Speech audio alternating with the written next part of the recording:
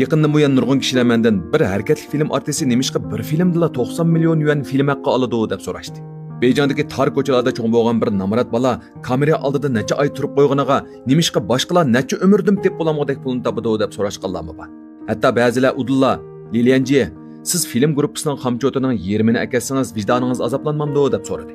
Har qatim shunday gaplarni anglasam nihoyat uzun sukut kuchaman. Bugun ko'pchilikka bu umrimda nemishqa oshu o'rinda turib u pulni ola oladiganligimni deb beray. 1998-yili Hollywooddagilar bilan ajalliq qurolning 4-bölümiga to'xtamlashganda film ishlovchi taraf dastlabda $1 million baho qo'yib, keyin $750 ming ga tushiribdi. Eng oxirida yana $500 ming rolga chiqsang mana bo'lmasa ani yo'l deb gapni uzdi. To'xtamni tutqunimcha sovuq targa cho'mib ketdim. U chaqda Shangangdagi film ishlash haqqim burilli 20 million Shangang pulidan ishib ketgan edi. Bu yerga kelgandan keyin ular menga mukammalroq bir jumla inglizcha sahna tekstini berishni xohlamagan bo'lsa-mu, biroq men qabul qildim. Nimishqa? Chunki men jungolik artistlarning Hollywoodga kirishdek eng to'van qatlamdan bir-birlab yomishib chiqish kerakligini bilardim. U kinoda mening faqat 10 minutlik ko'rinishda 3 qitimliq elishish ko'rinishim bor edi. Biroq kino qo'yilgandan keyin butun dunyodagılar "O qora kiyimlik jungolik kimdi? Uning harakatlari nimishqa she'rga o'xshaydi" deb so'rashib ketdi. Sizlarning ko'ngilinglar mening hozirgi osmon palak bahodagi film ishlash haqqim shundaqku. Ammo mening $500 ming to'van nuqtadan o'tgan 10 yilimni ko'rmadinglar.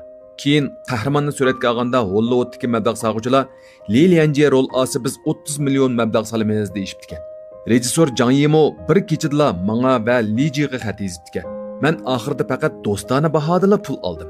Nimishqa? Chunki ba'zi narsalar puldan qimmatlik.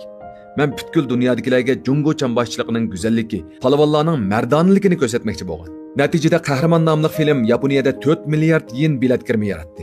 Butun dunyodagi bilet kirma 2 milliard 500 million dollarga yetdi. Sizlar faqat mening bir kinoda necha pul oladiganligimni ko'rib, mening u kinoni dunyo miqyosida bozor topqizganligimni, silingan mablag'ni 10 naslab qaytarib kelganimni ko'rmadinglar. 2007-yili rejissor Chen Ke-shin kapolatni ishlaganda menga 100 million Shangang puli, Liu Dehuaga 16 million, Jin Chengwuga 12 million Shangang puli berdi. Muxbirlar Lilianji nimishqa buncha jiq oladi deb so'raganda Chen Ke-shin chunki u shuningga arziydi.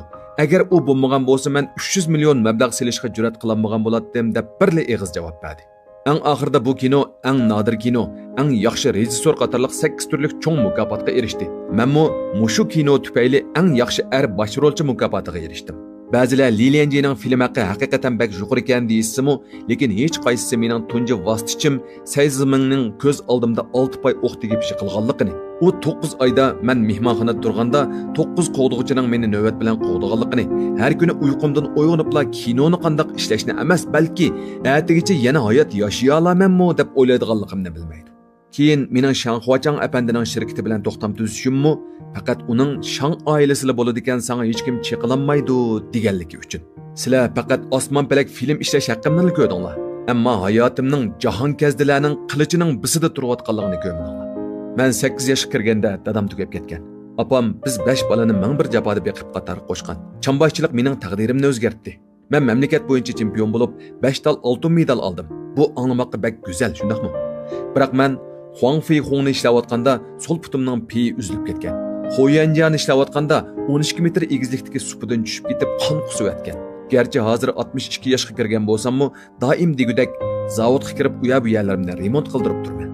Stylon Pidaylarning 2-bölümini ishlaganda mening 7 kun mehmon cho'lpon suhbatida qatnashishim uchun butkul film ishlash gruppasidagilarni elib Shangangga kelgan. U menga Lilianji, sening harakatlaringni qila oladigan odamdan Hollywoodda ikkinchi birsini topolmadim degan. Changlongkammo doim Lilianjining film ishlash haqqi hamisha menikidan yuqori deydi. Biroq mening bahoyim Hollywood bekitgan muqim baho $10 million. Bir pun kam bo'lsin bo'lmaydi. Chunki men Jon Ag'uch Romeo'dan Momiyaning 3-bölümigacha azaldan mablag' sog'uvchilarni ziyon uchirtib boqmadim. Ba'zilar yana Zhou Shangqining bilet kirimi yuqoriga, nimishqa film ishlash haqqi sizga yetmaydi deb so'rashdi. Chunki mening kinolarim Yevropa, Amerika, Yaponiya, Koreya, Sharqiy Janubiy Osiyolarda nihoyat bozorliq. Jingwu qahramonining DVD plastinkasilar chet elda $10 million setilgan. Sizlar bilet kirimi orqali menga baho bersanglar, mablag' sog'uvchilar menga butkul dunyo bozoriga asosan baho qo'ydi. Bu yillarda men keyingi yerim umrimdagi film ishlash haqqimning hammasini yi fondiga silib etdim. Ba'zilar meni o'z topgan pulini bolalarga qoldirmagan ahmoq deb mazoq qilishdi. Nimishqa bunday qilaman? Mening bunday qilishim, men 90 million pulni olganda mardonlik bilan o'z-o'zimga Bu pul oxirida uningga texmi ehtiyojli joylarga, ofat rayonidagi chedarlarga, tog'liq rayonlarning illiqligiga, jamiyatdagi yaxshi niyatliklarga eqib boradi deydim. U pul bor kuchi bilan hamma odamning jamoat farovonligini yetkazadi.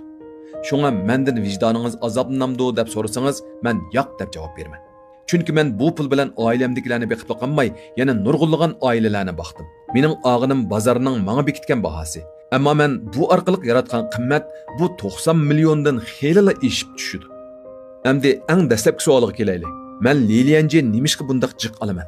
8 yoshimdan boshlab oqqizgan tarlarim, 20 yoshimda binodan sakrashga jur'at qilgan boturliqim, 40 yoshda yanala jungu gumpsini dunyoga yuzlantirmoqchi bo'lishdagi johilliqim, 60 yoshda butun badanim yorilanish badaliga kelgan boyliqlarni ishlatib dunyoni ozroq bo'lsa-mu yaxshilashdek dastlabki maqsadim uchun olaman.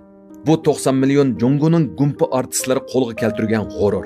Ham Hollywooddagi rejissorlarga biz junguliq artistlarni bu bahoga yaraymiz deb berilgan javob.